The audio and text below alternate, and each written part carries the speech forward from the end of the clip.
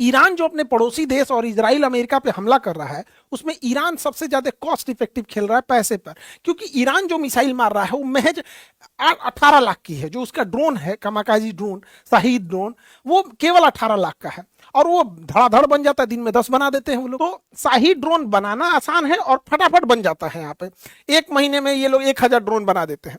जबकि उसे काउंटर करने के लिए जो मिसाइल अमेरिका छोड़ रहा है, काउंटर मिसाइल, पेट्रियट मिसाइल या थर्ड मिसाइल, वो 36 करोड़ की है।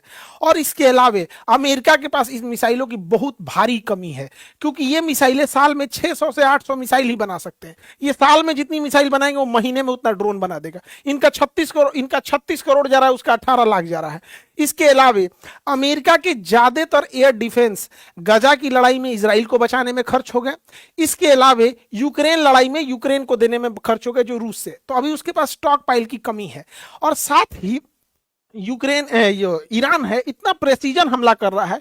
ये इतना बड़ा इसका नेवल बेस का ड्रोन था जो बैलिस्टिक मिसाइलों को रोक सकता था, पता कर लेता था पहले, जिससे कि काउंटर करना इजी, उड़ा दिया यहाँ पे। उसका ये 5,000 से किलोमीटर से ज्यादा निगरानी रखने वाला ये रडार था, जिसकी कीमत 7,000 करोड़ से ज्यादा थी। अभी की इसकी कीमत लगभग 10,000 करोड़ है, लेकिन जब ये लगा था तो 7,000 करोड़ का है। उसको मार के गिराया ये 18 लाख से। इससे अमेरिका की घनघोर बेइज्जती, एकदम गाढ़ा बेइज्जती। अमेरिका कहता हमारा डिफेंस बहुत तगड़ा है, हम लोग को बहुत महंगा महंगा हथियार चिपकाता है, जबकि हमारा 80% से ज्यादा हथियार रसिया लेवल का है, रसिया का बना हुआ है। वो सस्ते भी होते हैं, रिलायबल भी होते हैं। तो अमेरिका को इस बार इसने बहुत बढ़िया से धो दिया यहाँ पर। अब ईरान ने क्या किया, यहां से एशिया का 80% तेल यहीं से जाता है। ये पतले रास्ता को कहते हैं हॉर्मुज। यहां पर ईरान ने क्या किया, यहां से कोई तेल टैंकर को जाने ही नहीं दे रहा है। क्योंकि चीन इसका खुल के मदद किया, तो चीन के टैंकर को जाने दिया है, पाकिस्तान के टैंकर को जाने दिया है, कुछ कुछ टैंकरों को जाने दिया, मेनली चीन के टैंकरों को जाने दिया है। यहाँ पे इस बैला को पूछता कौन। ईरान क्या कर रहा है, यहाँ पे जितनी भी ऑयल टैंकर जा रही हैं उनका जीपीएस या तो उनका जीपीएस ब्लॉक कर दे रहा है या इंटरनेट स्पूफिंग कर दे रहा है। उनको पता ही नहीं चल रहा है, वो गोल गोल घूमने लग रहे हैं। जैसे आप जब आसमान या समुद्र में रहते हैं तो उसमें दाहिने बाएं कुछ समझ में नहीं आता, चारों नीला नीला दिखता है, हमारा जीपीएस ही बताता है। तो उन्हें जाना है आगे, बोल देता है बाहें जाने के लिए। तो यहां से जहाजें ब्लॉक हो गई हैं, जिस वजह से पूरी दुनिया में एनर्जी शॉर्टेज देखा जा रहा है। और यूरोप वगैरह में 50% से ज्यादा ऑयल और गैसेस के प्राइस बढ़ गए हैं। अब हमारे लिए भी ये दिक्कत है, क्योंकि हमारे पास स्ट्रेटेजिक रिजर्व जो है वो केवल 45 दिन का है। यानी अगर हमारे पास जो बाहर से फ्यूल लगाना बंद कर दे तो 45 दिन में हमारे यहाँ की पूरी पेट्रोल बंद हो जाएगी। तो सड़कों पे जितनी गाड़ियां देख रहे हैं ना, कश्मीर से कन्याकुमारी तक ठप, हवाई जहाज ठप, ट्रेन ठप। तो पेट्रोलियम बहुत जरूरी है, हमारे पास केवल 45 दिन का है। और अमेरिका ने जब इसने बैन लगाया हॉर्मुज जल संधि पे, तो हमारे यहाँ तेल के प्राइसेस बढ़ गए।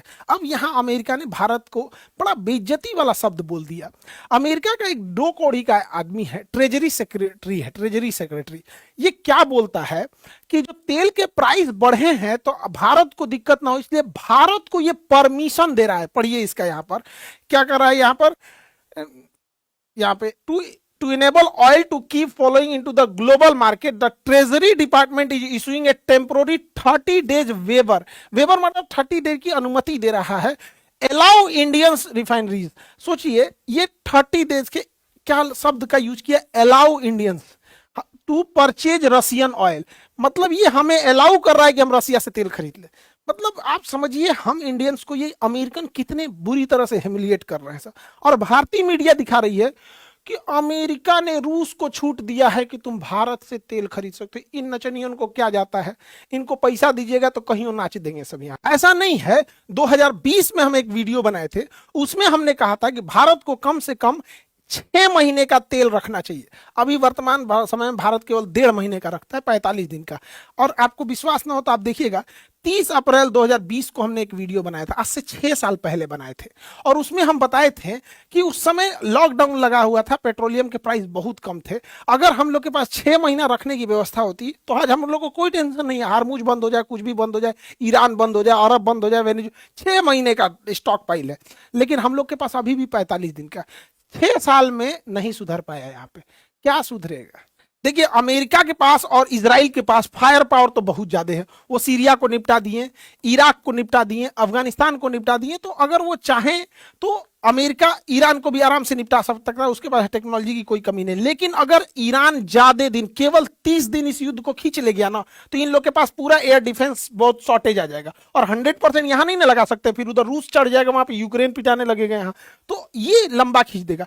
लेकिन अगर ईरान ध्वस्त हुआ तो ये लोग ईरान की धज्जी उड़ा देंगे, उसको तहस नहस कर देंगे ईरान को, जैसे अफगानिस्तान को किए, सीरिया को किए, इराक को किए। हमें क्या दिक्कत हुआ देखते चलिए एक एक करके।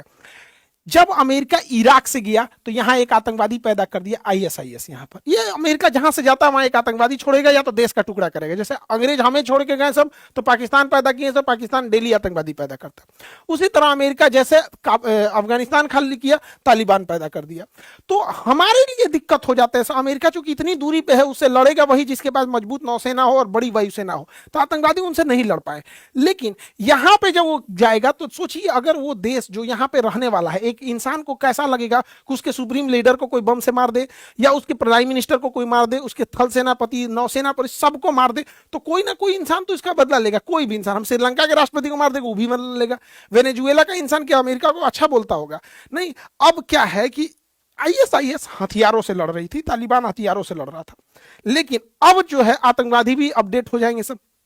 उसरे कोई ऐसा केमिकल बना दे जो गाड़ियों के धुआं में डाल दे, गाड़ियों की टंकी में वहां पेट्रोल के साथ धुआं लेके उड़ जाए, पूरे मोहल्ला साफ कर दे सब। सोच रहा यूरेनियम अगर उनके हाथ में लग गया, तो यूरेनियम को अगर वो नदी, नहर या कहीं डाल दे और वो खेती में आ जाए, तो लाखों लाख लोग को मार सकता है। कोई बायोकेमिकल हथियार बना ले, जैसे इबोला, कोरोना, इस टाइप के। तो अब आतंकवादी पहले हथियार उठाते थे। जैसे जैसे सेना और ये चीजें एडवांस होंगी, जैसे हम हथियार थे तो आतंकवादियों के पास भी हथियार था, अब हमारे पास ड्रोन है तो आतंकवादियों के पास भी ड्रोन होगा। तो अमेरिका पूरी दुनिया में तांडव मचाएगा और हम लोग को भुगतना पड़ेगा। अफगानिस्तान में मारा, वहां तालिबान आ गया, सा हमारा पूरा किया कर रहा है वहां चीज। हमने वहां संसद भवन बनाया था, हॉस्पिटल बनाए थे, डैम बनाए थे, बिजली घर बनाए थे, सड़कें बनाए, सब तहस नहस कर दिया अमेरिका वहां से। ईरान कुछ दिन के अंदर ये जो इंटरनेट केबल है, ये इंटरनेट केबल को अगर समुद्र से काट देगा ना, तो बहुत भारी नुकसान हो जाएगा, इंटरनेट स्लो डाउन हो जाएगा। लेकिन युद्ध किस पैमाने पर जाएगा किसी को नहीं पता चलता है। लेकिन ईरान जो है, ईरान के ऊपर ना एक अलग डिजाइन का एक मनोवैज्ञानिक दबाव बना रहा है सब। कह रहा है कि ईरान में महिलाओं की स्थिति ठीक नहीं है, महिलाओं की स्थिति ठीक नहीं है। ईरान के ऊपर महिलाओं की स्थिति पे आरोप कौन लगाए? एप्स्टीन फाइल में उघारे घूमने वाला सब।